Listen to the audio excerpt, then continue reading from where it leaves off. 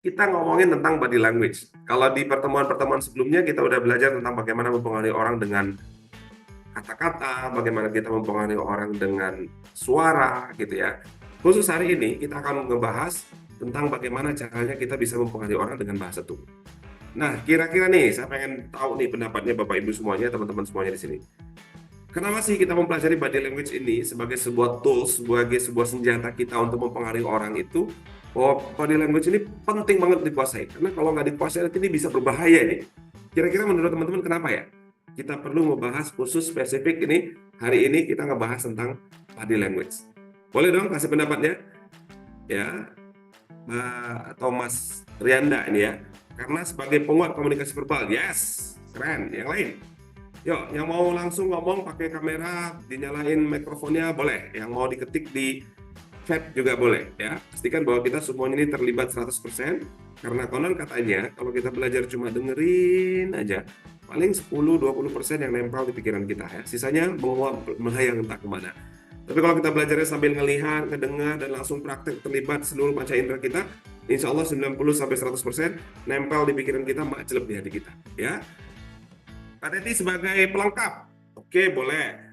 Mas Adi, gerakan tubuh mempengaruhi mood lawan bicara. Oke, good. Yang lain, yuk kasih pendapatnya. Kira-kira kenapa sih nih body language ini penting banget buat kita nih?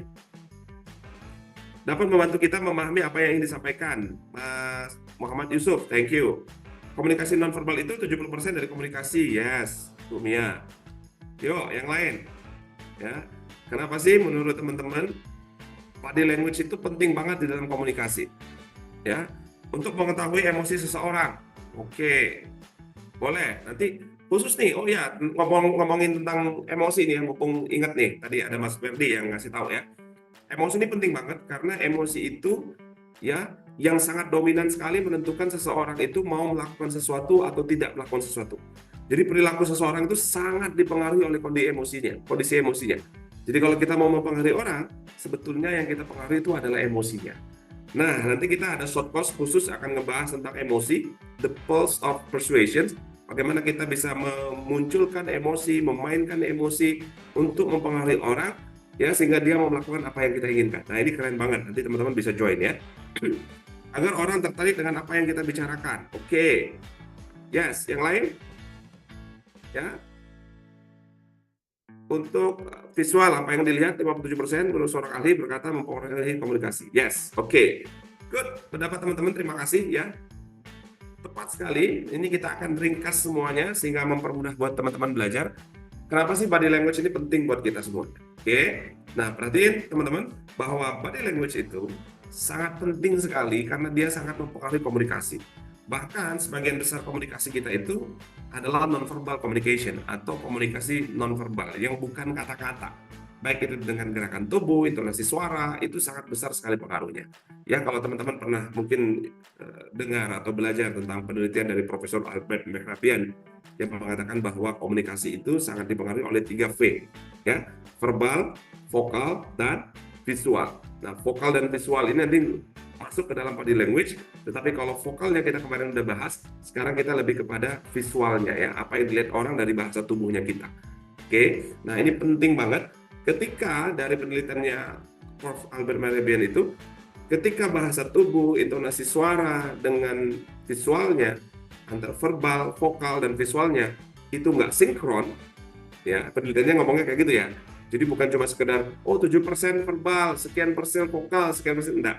Tapi ketika terjadi miss atau ketidaksinkronan antara verbal, vokal, dan visual, maka ternyata yang dominan ditangkap orang itu adalah yang vokal dan visualnya. Ya, non-verbalnya itu lebih kuat dominan ketika terjadi ketidaksesuaian. Maka penting banget ini body language ini, tepat tadi seperti yang dikatakan oleh teman kita, bahwa dia memperkuat verbalnya. Ya, karena 55% dari komunikasi itu verbal. Ya, non-verbal, sorry. Nah, kemudian bahasa tubuh ini mencerminkan kepercayaan diri, ketulusan, dan sikap kita.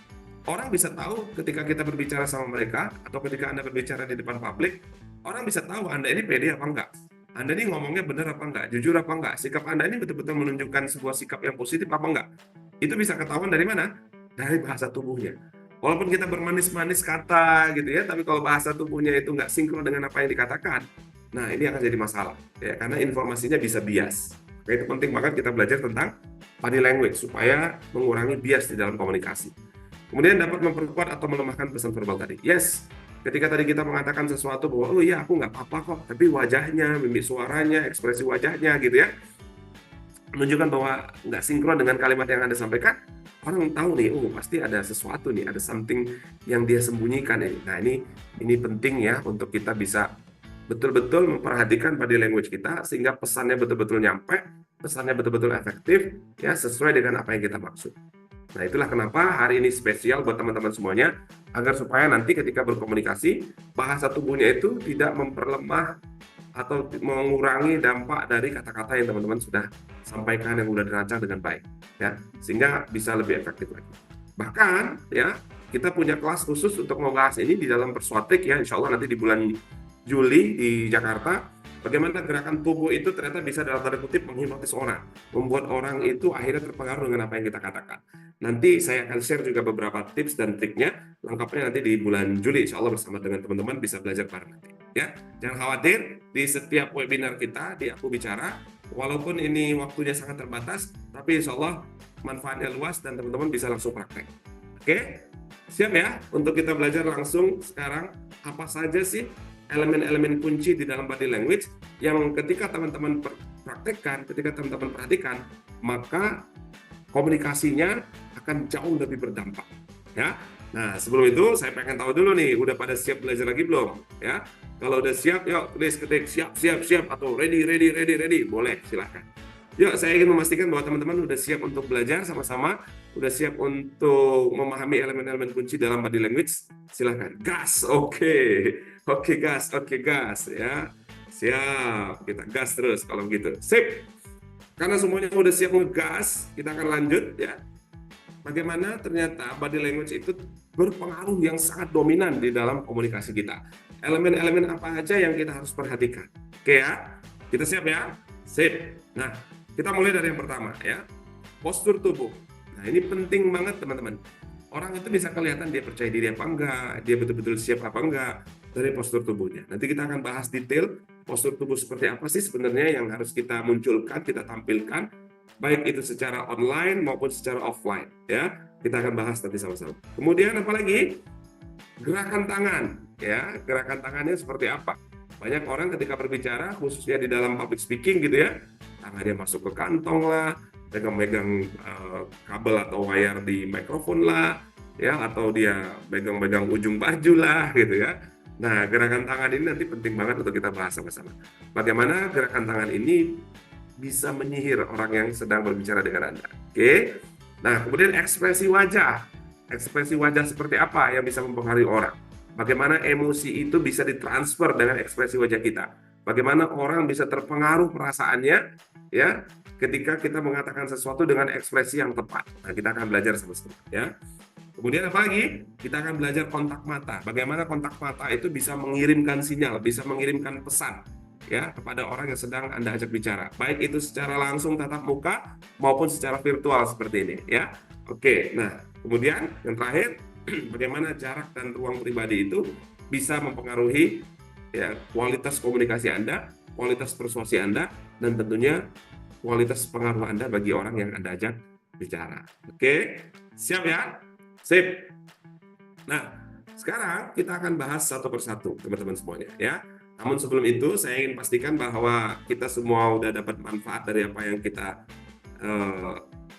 dapatkan di ruangan ini. Silakan teman-teman nanti jangan sungkan-sungkan.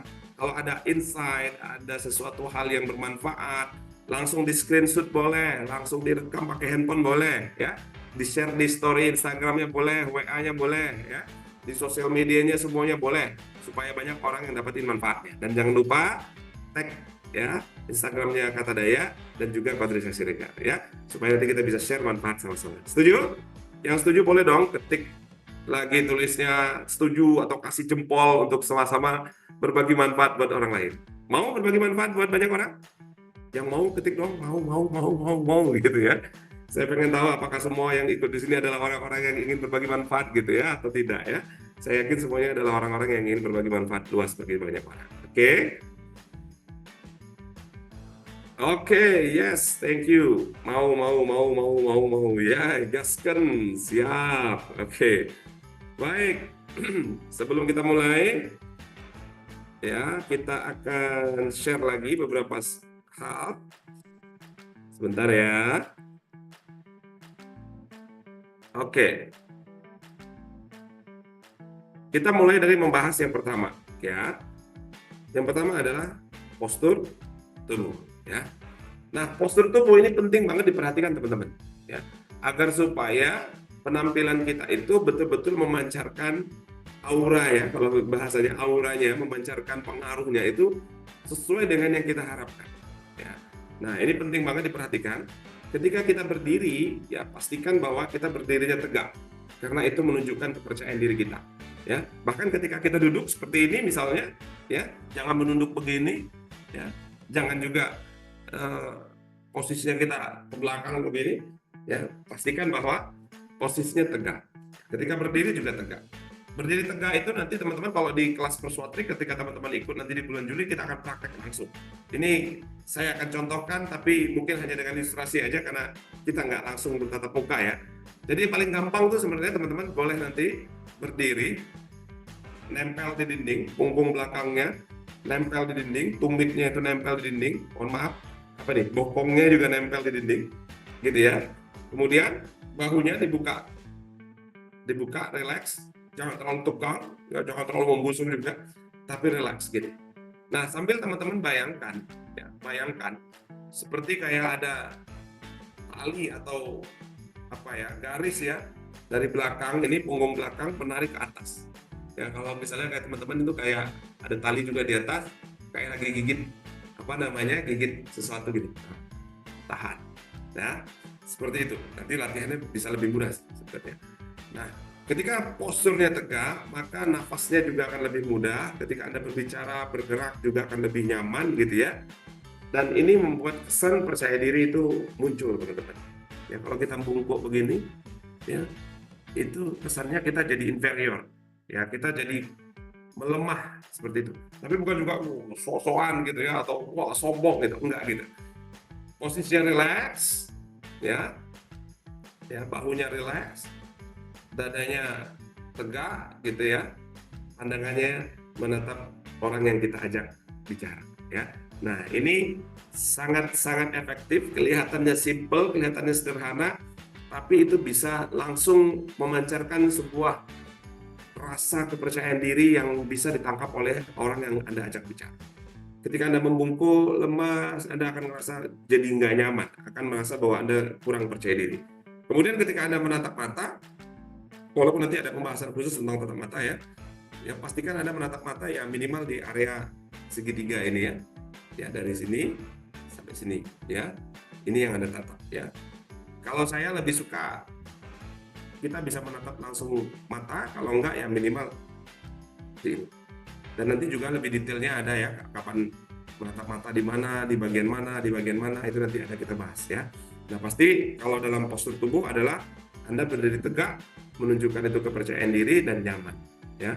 Pastikan bahunya relax, ya baik itu juga sedang duduk atau berdiri, posisinya tegak. Oke, nah kemudian ya pastikan ketika Anda bergerak, postur tubuh Anda itu ya bergerak itu ya menggunakan ruang dengan baik, menunjukkan dominasi dan kontrol. Artinya adalah ya jangan terus Anda mau menguasai semuanya gitu ya, enggak. Tapi ketika Anda berpindah dari satu tempat ke tempat yang lain, dari satu posisi ke posisi yang lain, itu betul-betul economic of movement. Jadi gerakannya itu betul-betul ada manfaatnya, ada tujuannya. Bahkan kalau nanti kita belajar di public speaking gitu ya, ketika Anda berpindah dari satu posisi ke posisi yang lain, itu betul-betul diatur, bukan diatur artinya terus jadi kaku gitu, enggak. Tapi kita bergerak itu karena kita tahu kenapa kita bergerak. Jadi setiap gerakannya itu ada tujuannya. Ya, postur tubuhnya itu relax. Kalau nanti kita belajar sama-sama itu ada namanya centering. Ya, centering itu artinya posisi tubuh kita itu betul-betul center, terpusat sehingga kita nggak gampang goyah. Goyah baik itu karena fisik maupun karena psikis. Misalnya Anda grogi, tiba-tiba ada orang di depan Anda yang itu mungkin pangkatnya, jabatannya, pengetahuannya lebih tinggi daripada Anda, kadang-kadang itu membuat postur tubuh kita jadi goyang gitu ya. Nah, kalau kita centering ya, itu kita bisa tegak lagi, kita bisa siap lagi, percaya diri lagi. Ya, ini bagian dari postur tubuh ya. Yang perlu diperhatikan, yang paling gampang adalah baik itu ketika Anda duduk maupun Anda berdiri, posisinya tegak, bahunya rileks, sehingga nafas Anda lebih mudah teratur. Oke, ini postur tubuh. Bisa dipahami ya? Kalau oke postur tubuh, kita akan lanjut ke pembahasan berikutnya. Kasih jempol dulu dong, saya ingin memastikan bahwa teman-teman betul-betul dapat memahami postur tubuhnya seperti apa. Kalau nanti ada pertanyaan di akhir sesi, boleh, silahkan. Kita bisa lanjut. Kalau lanjut, boleh kasih jempolnya, silahkan. Di tombol reaction-nya. Wah, jempol. Boleh, oke. Sip. Kita akan lanjut. Baik.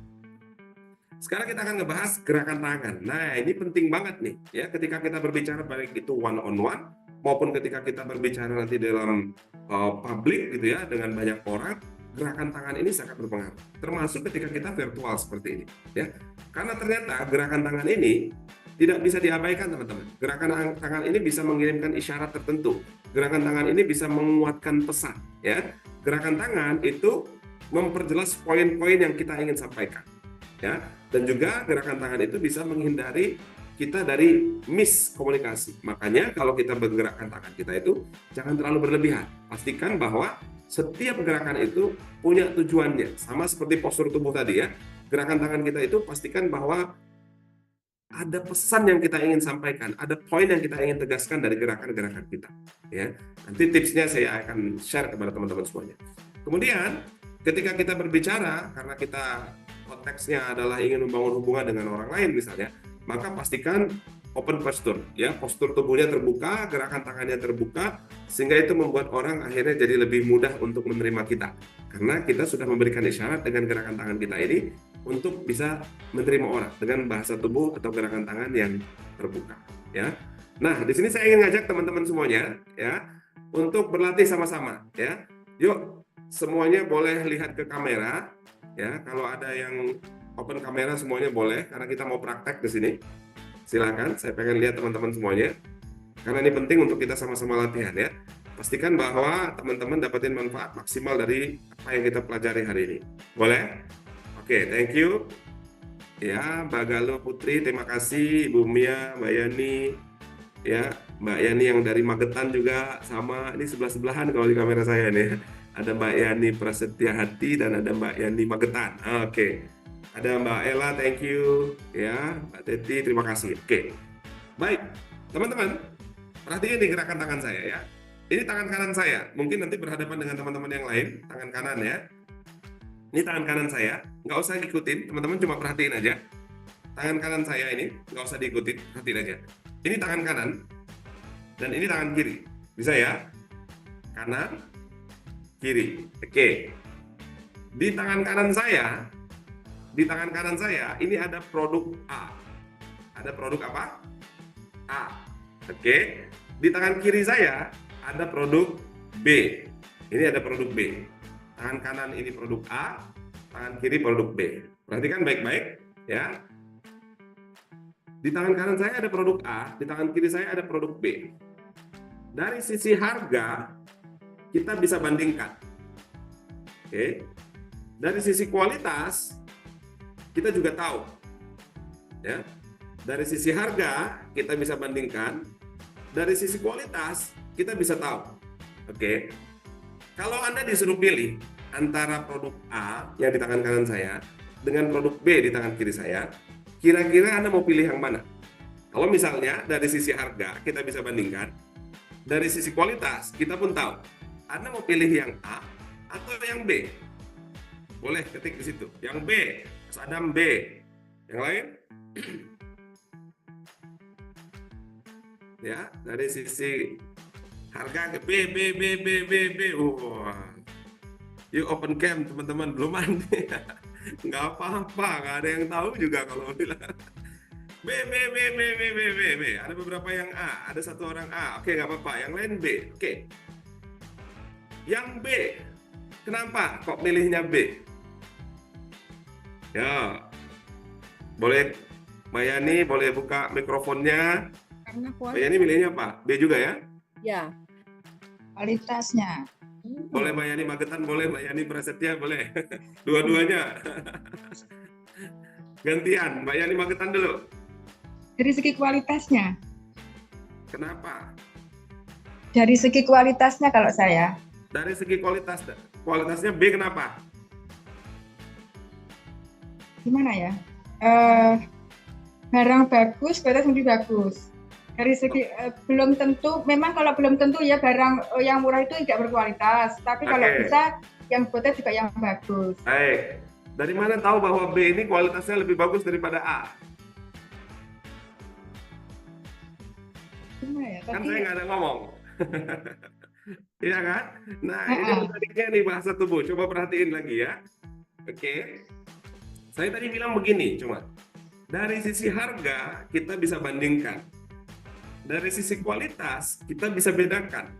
Kenapa kok tiba-tiba sebagian besar teman-teman berpikir bahwa B itu kualitasnya lebih bagus daripada A? Padahal saya nggak bilang begitu.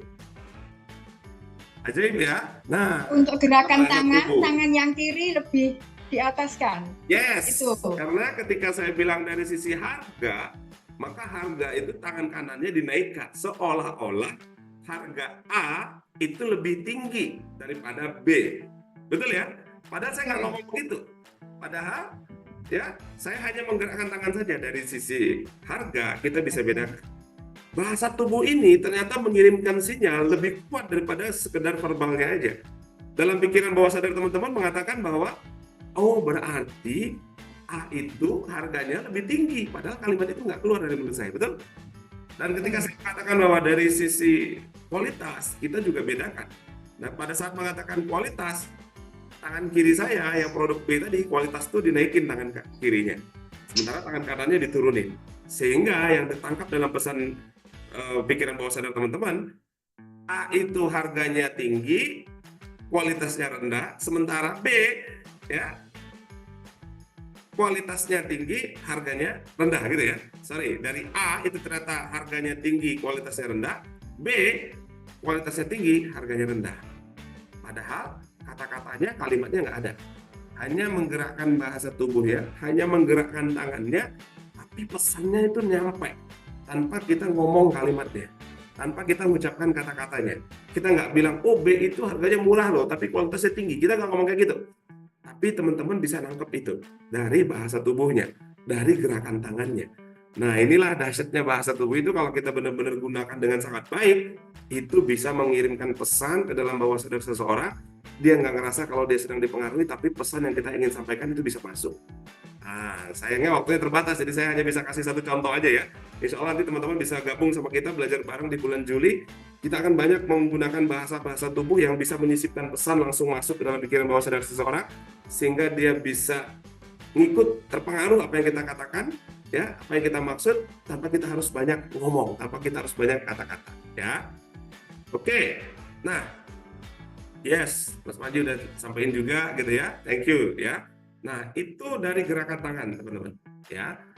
Bahkan saya beberapa kali itu kalau misalnya diminta teman-teman untuk membantuin, kadang-kadang saya punya klinik hipnoterapi, tapi kadang-kadang mereka nggak mau datang ke klinik karena temen gitu ya, ngajak ngobrol di kafe gitu kan, nggak mungkin dihipnotis di kafe gitu ya, baik tatap mata saya, tidur, terus langsung dia tidur di kafe, lalu kita terapi enggak. Tapi terapinya conversational hypnosis, conversational hypnotherapy, sambil ngobrol hanya dengan menggunakan tangan gitu, itu bisa ternyata menghilangkan fobianya, menghilangkan traumanya gitu ya, hanya dengan menggunakan bahasa tubuh ya. Saya mau kasih tips satu deh buat teman-teman kalau mau pakai bahasa tubuh menggunakan gerakan tangan ya.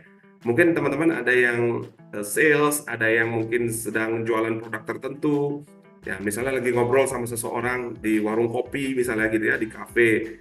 Anda bawa brosur atau company profile gitu. Cukup diletakkan company profile-nya di sebelah Anda di meja, ada ngobrol biasa aja. Ngobrol cerita boleh tentang apapun ya. Tapi pada saat mengucapkan atau pada saat bercerita obrolannya tentang sesuatu yang positif, sesuatu yang bermanfaat, sesuatu yang baik, ya, Anda sambil gerakkan tangan Anda, sentuh pelan gitu, supple, nggak ketara, ya, company profile-nya atau brosurnya. Tapi bukan up, up, up, nggak gitu ya. Sambil ngobrol biasa, jalan, ngalir, sentuh, cerita lagi. Pokoknya yang positif-positif, yang baik-baik, asosiasikan dengan produk Anda, ya. Yang negatif-negatif jauhkan. dari Anda. Nah, ini gerakan tangan ini bisa sangat efektif ya untuk bagaimana kita bisa mempengaruhi orang. Oke, itu dari gerakan tangan. Clear ya? Menarik, seru ya. Kita masih banyak lagi ngebahas, ada tatapan mata dan lain-lain. Oke, siapa yang merasa bahwa gerakan tangan ini penting banget dikuasai dan contoh-contoh yang tadi teman-teman sudah pelajari itu powerful banget dan insightful banget. Yang ngerasa itu adalah sesuatu yang bermanfaat, boleh kasih jempolnya lagi dong, kasih tombol reactionnya. Iya, saya ingin memastikan ini karena banyak banget yang nggak open kamera, jadi saya nggak tahu ini ada orangnya apa enggak gitu ya. Oke, thank you. Oh, Mbak Ica, thank you, terima kasih. Mbak Jezi, terima kasih ya. Sip, dapat insight-nya ya. Jadi gerakan tangan itu ternyata bisa dimanfaatkan. Sayang banget kalau seandainya teman-teman nggak manfaatkan itu dengan baik. Ini bisa sambil ngobrol biasa, sambil sharing-sharing, sambil chit-chat kayak gitu ya, sambil nongkrong di warung kopi gitu, atau meeting yang resmi gitu. Ternyata bahasa tubuh ini bisa digunakan, tangan ini bisa jadi senjata yang sangat powerful sekali, sangat efektif sekali untuk mempengaruhi orang. Oke, nah kita akan lanjut ya. Setelah bahas gerakan tangan, ekspresi wajah. Nah, ekspresi wajah. Kira-kira ekspresi wajah ini apa yang paling sederhana, paling simple, tapi sangat powerful? Boleh kasih pendapatnya? Dari wajah kita ini, apa yang menurut teman-teman? Iya, wah, Mbak Yani Prasetya senyum, Mas Adi senyum. Iya, keren banget. Yes, nggak salah lagi ya, senyum. Bahkan di buku Persuatrik saya, ya, buku Persuatrik Cara Mempengaruhi Orang Lain dalam Waktu 7 Menit atau Kurang, yang diterbitkan oleh Kompas Media Group, pada saat menuliskan buku itu, ya, salah satu cara untuk membangun hubungan baik dengan orang lain, salah satu cara untuk grab attention, di buku itu saya tuliskan adalah dengan senyuman hipnotik, ya, hypnotic smile. Jadi senyumannya beda nih dengan senyuman yang biasa ya. Nah, pada saat menulis buku itu, saya eksperimen. Saya datang ke mall, datang ke kafe, di tempat keramaian gitu ya. Nah, masuk dari hotel ke hotel, dari gedung ke gedung gitu. Yang eksperimen saya lakukan adalah saya masuk dalam lift, naik turun lift beberapa kali, dari lantai yang paling bawah sampai yang paling tinggi, naik turun, dan setiap pintu liftnya terbuka, saya tersenyum. Dan apa yang terjadi? Hampir semuanya, mungkin 99% gitu ya, ketika saya senyum, orang itu balik senyum. Hampir nggak ada yang nggak ngebalas senyum. Begitu juga ketika saya jalan ke kafe, jalan ke mall gitu ya, saya ketemu sama orang baru yang saya nggak kenal gitu, saya senyum, dan hampir semua orang itu balas senyum. Dan ini menarik ya, ketika orang merespon senyum kita, ya, dan dia juga tersenyum, sebetulnya itu adalah pintu masuk pertama kita ke dalam pikirannya, kawan-kawan. Ya, bahkan kalau di agama kita itu ya, di agama saya, senyum itu adalah ibadah katanya ya, karena luar biasa banget efek senyuman ini. Nah, ketika kita berbicara, pastikan kita bisa menyampaikan ekspresi wajah yang tepat ya. Dan kalau memang tujuannya adalah untuk membangun hubungan dengan orang lain, ya, untuk membuat orang jadi lebih mudah menerima kita, ekspresi yang paling simple dan powerful adalah senyum. Ya. Nah, ini harus dilatih karena ternyata senyum itu kelihatannya sederhana, tapi nggak semua orang bisa senyum, teman-teman. Saya punya klien itu ketat, nggak bisa senyum, otot-otot di wajahnya itu ketat gitu. Karena memang dalam hidupnya itu dia nggak pernah senyum, dia selalu tertekan terus gitu. Hidupnya tuh kayaknya susah banget, ini untuk gerakin ujung bibirnya aja tuh berat banget. Nah, ada orang yang kayak gitu. Dan ternyata ya orang-orang yang susah senyum itu ya gampang sekali terserang penyakit, teman-teman ya. Karena ketika kita senyum, kita sedang menebarkan bukan hanya aura yang positif gitu ya, tapi hormon-hormon kita juga, hormon kebahagiaan kita itu juga muncul dengan kita tersenyum ya, teman-teman ya. Nah, yuk kita latihan senyum sekarang ya. Saya pengen lihat nih senyumnya teman-teman nih. Boleh open kameranya dong. Kasih senyum yang paling baik, paling meriah, paling manis ya buat teman-teman kita. Terima kasih Mas Arta, Mbak Ella, iya, Mas Yusuf, Pak Tri Gusti Randa, thank you semuanya. Wah, Feli Prima, thank you senyumannya ya. Terima kasih. Semoga jadi sedekah nih buat kita semua di pagi hari ini. Saya belajar senyum ketika jadi sales. Wah, ternyata ada ilmunya ya. Nanti kapan-kapan kita undang Mas Gusti Randa untuk share ke kita gimana sih caranya senyum ya. Oke. Sip. Thank you teman-teman. Ini ada dari Mas Adi, tips cara senyum agar tidak terlihat creepy, serem. Gimana tuh ya? Itu kayaknya udah bawaan lahir tuh kayaknya. Enggak, siapapun orang yang senyum gitu ya, asal jangan senyumnya cengar-cengir kayak gitu ya. Enggak, tipsnya gampang tuh ya teman-teman, yang paling sering mungkin teman-teman juga udah pernah belajar gitu ya. 2 senti ke kiri, 2 senti ke kanan gitu ya, tahan 7 detik gitu ya. Jadi harus simetris juga senyumnya. Karena kalau nggak simetris nanti bisa kelihatan kayak senyumnya orang sinis gitu ya, lain, beda banget. Nanti kalau di kelas kita bisa putar videonya, karena waktu itu cukup panjang, nggak cukup ya. Mudah-mudahan nanti teman-teman di bulan Juli nanti bisa gabung, kita belajar senyum hipnotik itu, kita bisa bedakan mana yang fake smile, mana yang betul-betul senyum yang tulus gitu ya, senyum yang memberikan dampak gitu. Oke, siap. Nah, senyum gimmick hati-hati ya. Kalau yang gimmick-gimmick itu biasanya beda, tendangannya itu beda ya, beda, pengaruhnya itu akan beda ya. Insya Allah nanti di bulan Juli teman-teman bisa join gabung bareng kita, belajar langsung bedain mana yang fake, mana yang gimmick, mana yang beneran, dan bisa dirasain energinya, itu pengaruhnya beda banget. Bahkan nanti teman-teman bisa berlatih smiling voice, gimana ketika kita berbicara itu sambil senyum, ternyata efeknya itu beda banget. Bahkan kalau Anda teleponan, orang yang nggak lihat senyum Anda pun itu bisa ngerasa kalau Anda sedang tersenyum ya. Nah, ini luar biasa, bahasa tubuh yang sangat simple tapi powerful, yaitu senyum. Itu yang pertama. Oke, kita lihat ya. Tersenyum itu menunjukkan kehangatan dan keterbukaan. Ketika kita berbicara sambil tersenyum, orang langsung yang tadinya mau defensif, yang tadinya mau tertutup, yang tadinya mau nolak kita, itu agak kebuka sedikit gitu ya, sehingga mudah kita untuk masuk ke dalam lebih lanjut lagi, akhirnya kita bisa mempengaruhinya ya. Makanya yuk latihan senyum sekarang, latihan senyum, banyak-banyakin senyum, dan niatin senyumnya itu untuk sedekah ya, supaya dapat pahalanya juga gitu. Oke, nah kemudian menggunakan ekspresi wajah yang sesuai dengan pesan yang disampaikan ya. Anda lagi ngomong motivasi gitu ya, memberi semangat bagi orang, tapi ngomongnya wajahnya sambil gini, badannya nunduk terus bilang ya semangat, kamu harus semangat. Ya, nggak akan ada orang yang semangat kalau kayak gitu ya. Nah, ini penting banget. Atau kita lagi ngomongin bela sungkawa gitu ya, berduka cita gitu ya, tapi sambil senyum-senyum. Wah, aku turut berduka cita ya atas meninggalnya. Waduh, gawat, bisa bahaya. Jadi ekspresi wajah itu memang betul-betul harus disesuaikan dengan emosi apa yang teman-teman mau transfer. Ya. Nah, sekali lagi bicara tentang emosi, nanti insya Allah di tanggal 3 ya, di 3 Mei kita ada khusus short course yang ngebahas tentang emosi ya, the pulse of persuasion, bagaimana kita mempengaruhi orang dengan emosinya, bagaimana kita memainkan emosinya, memicu emosinya, mengarahkan emosinya, menggerakkan emosinya, sehingga dia melakukan apa yang kita inginkan. Karena setiap aktiviti kita, semua keputusan kita itu sangat dominan sekali dipengaruhi oleh kondisi emosional ya. Nah, ini penting untuk menguasai emosi ini ya. Oke, kemudian menghindari ekspresi wajah yang bertentangan dengan kata-kata. Tadi itu ya, tadi udah dijelasin, ya jangan sampai kata-katanya apa, wajahnya seperti apa, itu nggak sinkron. Nanti kita bisa berlatih, teman-teman bisa berlatih pada saat ingin menyampaikan sesuatu yang antusias, pada saat menyampaikan sesuatu yang bersemangat, ekspresi wajahnya seperti apa. Ketika kita ingin menggugah perasaan seseorang, ingin membuat orang tersentuh emosinya, ya membuat dia akhirnya berpikir kembali, membuat dia merasa bersalah. Nah, itu juga perlu dilatih ekspresi wajahnya kita ya, supaya pesannya itu betul-betul bisa masuk, karena ekspresi wajah ini punya pengaruh yang sangat besar sekali ya. Sama seperti gerakan tangan tadi, itu punya efek yang dahsyat banget. Oke. Nah, sebelum kita lanjut nih teman-teman ya, saya pengen ngajak teman-teman lagi untuk terlibat aktif ya. Boleh nyalain kameranya. Sip.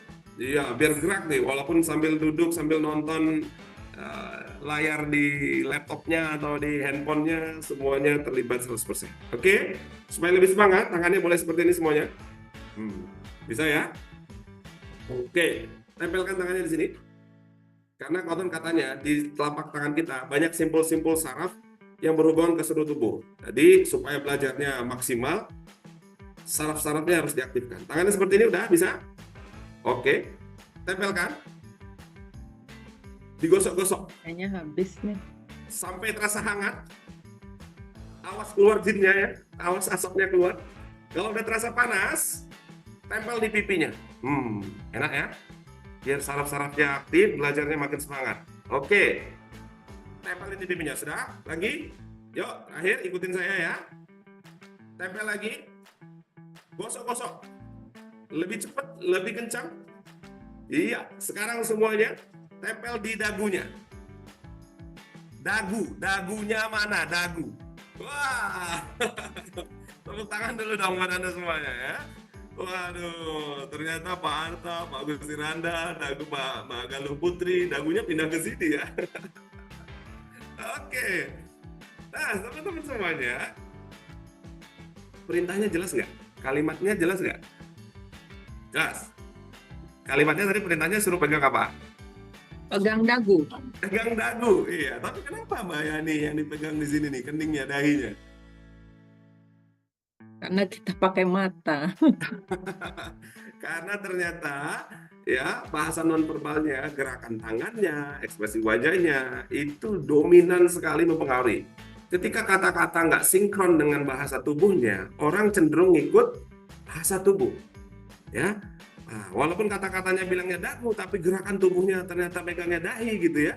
Ternyata yang diikutin orang visualnya, ternyata yang diikutin orang adalah ekspresinya, yang diikutin orang apa yang dia lihat. Nah, inilah kenapa sesi ini penting banget buat teman-teman semuanya, bahwa bahasa tubuh itu pengaruhnya sangat kuat sekali, ya.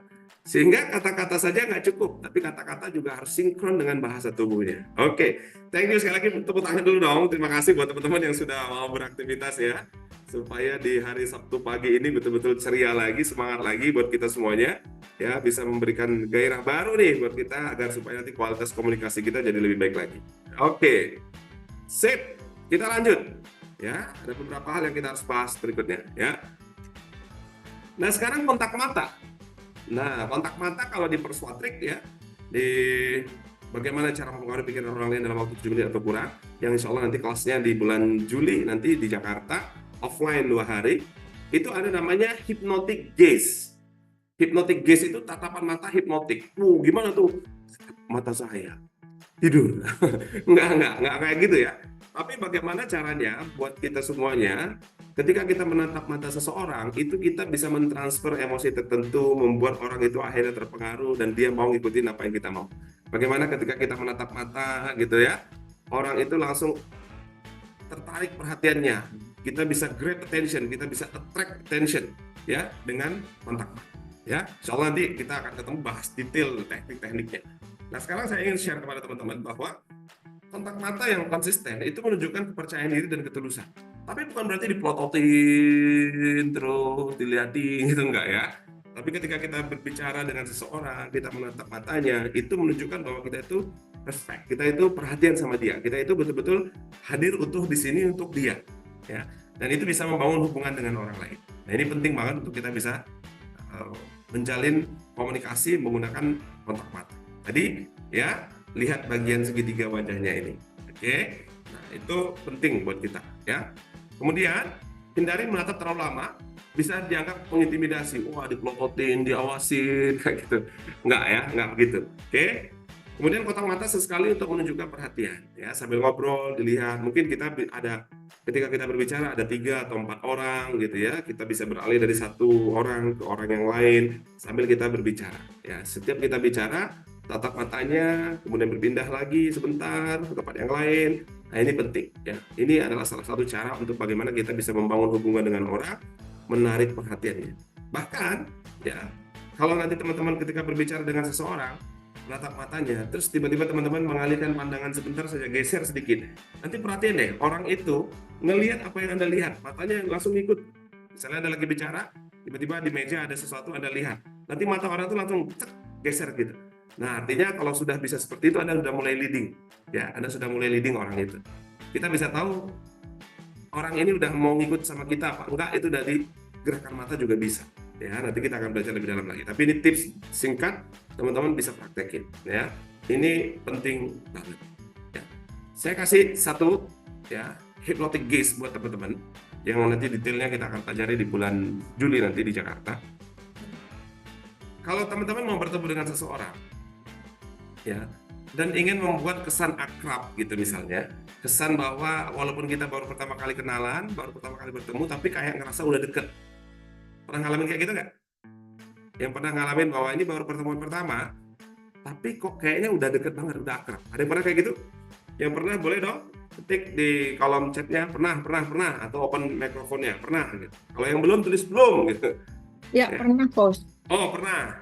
Oke. Nah, padahal baru ketemu tapi ngerasa bahwa kita itu kayaknya udah temen lama. Kalau Anda pernah begitu, berarti Anda bisa setting lagi dengan sengaja untuk bisa seperti itu. Ya, karena kan itu kejadian ya, real, nyata ya. Berarti itu ada polanya sebenarnya. Kenapa kok bisa kita baru ketemu, tapi orang udah ngerasa akrab sama kita, orang udah ngerasa deket sama kita. Berarti kalau kita mau ketemu sama orang lagi, yang lain, yang baru pertama ketemu, kita bisa kok bikin lagi orang itu ngerasa deket sama kita. Nah, caranya gimana? Ini saya kasih tips ya, yang nanti detailnya kita bisa akan bahas nanti ketika teman-teman join nanti di bulan Juli nanti. Pertama, kalau Anda misalnya mau bangun perasaan tadi, emosinya adalah emosi akrab, emosinya dekat, emosinya bersahabat. Ya. Maka sebelum ketemu dengan orang itu, Anda akses dulu dalam pikiran bawah sadar Anda pengalaman ketika Anda bertemu dengan teman dekat Anda yang udah akrab banget bertahun-tahun, tapi udah lama nggak ketemu. Ya, dulu waktu kecil atau mungkin waktu kuliah, waktu SMA deket banget dengan orang ini, akrab banget, ya bahkan nggak ada halangan lagi di antara Anda semuanya. Anda bisa leluasa dengan orang ini, ya, tapi udah lama nggak ketemu. Kira-kira kalau ketemu sama orang yang deket banget dengan Anda, tapi udah lama nggak ketemu, perasaannya kayak gimana? Wah, semangat, seneng, antusias kayak gitu ya. Tatapan matanya berbinar-binar gitu ya. Nah, bayangkan lagi Anda bertemu dengan orang itu, dan Anda menatap mata teman Anda yang akrab dekat dengan Anda tadi itu dengan tatapan mata yang sangat bersahabat. Kemudian niatkan dalam hati nih, ketika nanti saya bertemu dengan si X, saya ingin memancarkan perasaan bersahabat seperti ini dan tatapan mata seperti ini. Nah, ketika Anda bertemu dengan orang itu, niatkan lagi, aktif lagi, trigger lagi, pandangan matanya seperti itu dan perasaan bersahabatnya seperti itu. Wah, itu Anda bisa rasakan hipnotisisnya dahsyat banget, luar biasa. Orang itu nanti bisa tiba-tiba ngomong kayak gini, ih seru banget ya ngobrol sama kamu ya, padahal kita baru ketemu kayak udah temen deket aja. Kalau udah ketemu kalimat-kalimat kayak gitu, artinya pesan yang Anda kirimkan melalui tatapan mata Anda, itu masuk dalam pikiran bawah sadar Anda. Ya, kalau teman-teman yang suka nonton Ipin Upin gitu ya, si Ipin Upinnya lagi merayu opanya itu dengan mata berbinar-binar, nah kira-kira kayak gitu tuh.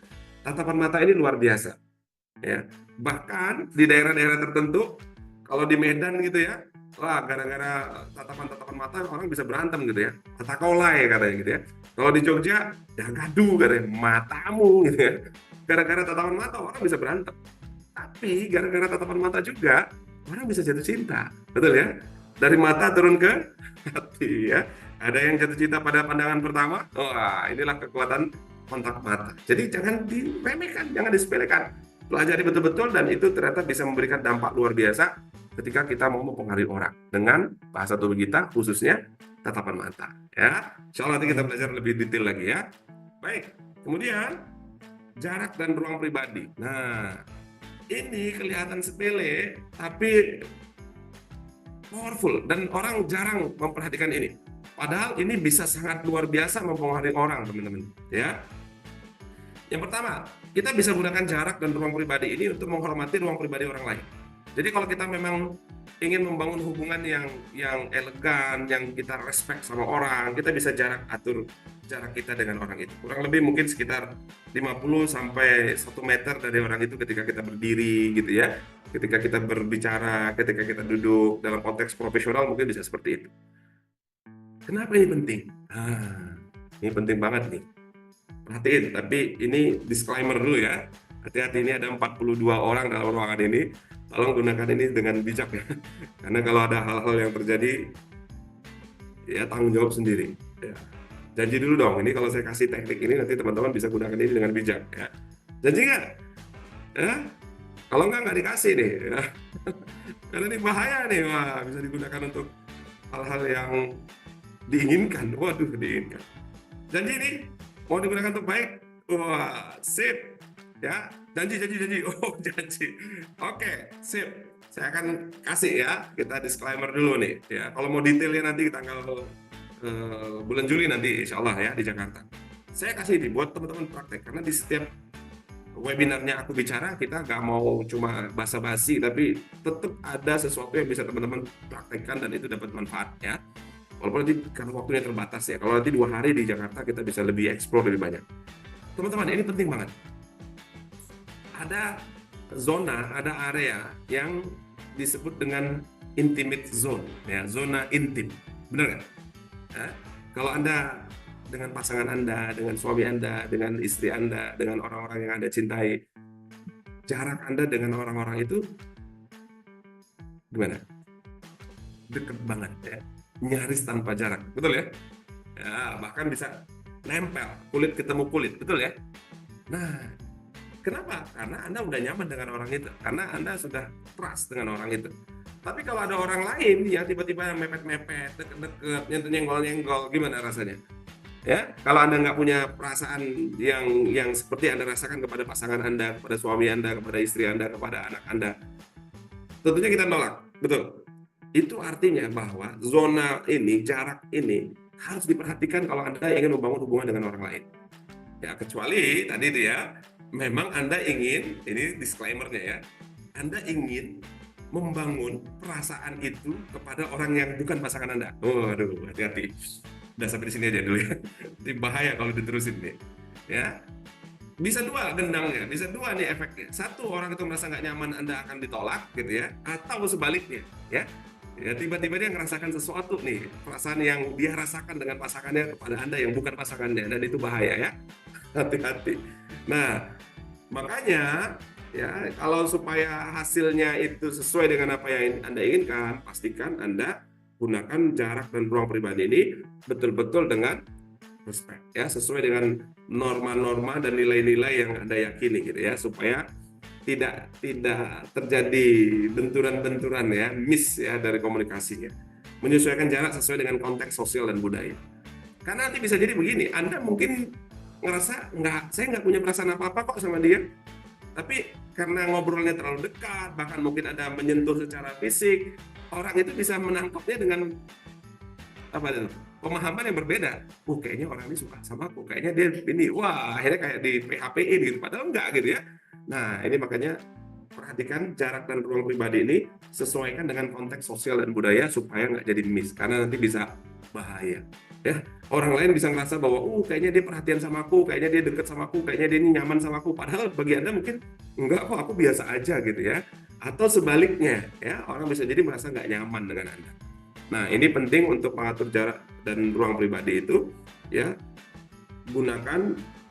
pastikan bahwa Anda menggunakan sesuai dengan konteks sosial dan budayanya, kemudian itu untuk menunjukkan keakraban atau formalitas. Ya, sesuaikan posisi di mana Anda berdiri, Anda duduk, jarak Anda. Ya, untuk paling nyamannya adalah yang tadi kurang lebih sekitar 50 sampai 1 meter. Jangan terlalu jauh juga, gitu ya, jangan terlalu dekat juga.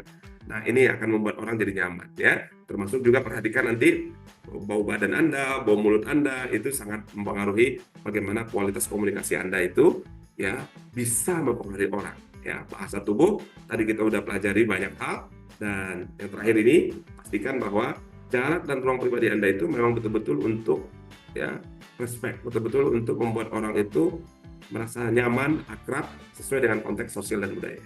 Oke, sip. Terima kasih teman-teman semuanya. Kita akhiri sesi ini dengan betul-betul memperhatikan bahasa tubuh kita, karena bahasa tubuh kita itu bisa menentukan, bisa membentuk siapa diri kita. Orang bisa tahu Anda pede apa enggak, orang bisa tahu Anda betul-betul yakin dengan diri Anda apa enggak dari bahasa tubuh Anda. Your body language shapes who you are. Saya Ko Trisha, terima kasih. Sampai ketemu lagi.